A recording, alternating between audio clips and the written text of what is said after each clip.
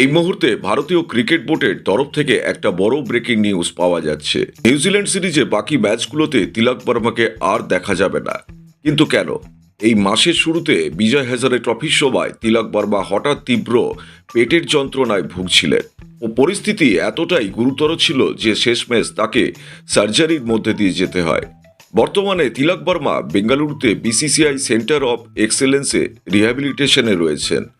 ভালো খবর এটাই, তিনি আবার শারীরিক ট্রেনিং শুরু করেছেন। কিন্তু খারাপ খবরটা হলো বিসিসিআই স্পষ্ট জানিয়েছেন এখনও তিনি পুরো ম্যাচ ফিটনেসে পৌঁছতে পারেননি। এই কারণেই নিউজিল্যান্ডের বিরুদ্ধে বাকি দুটো টি-20 ম্যাচে তিলক বর্মা খেলছেন না।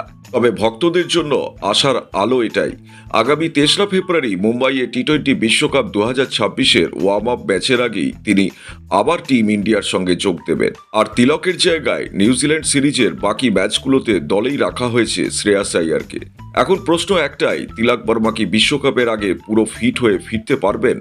বন্ধুরা, আপনার মতামত কমেন্টে জানাতে ভুলবেন না। চ্যানেলটা সাবস্ক্রাইব করবেন। আবার দেখা হবে পরের ভিডিওতে। জয় হিন্দ।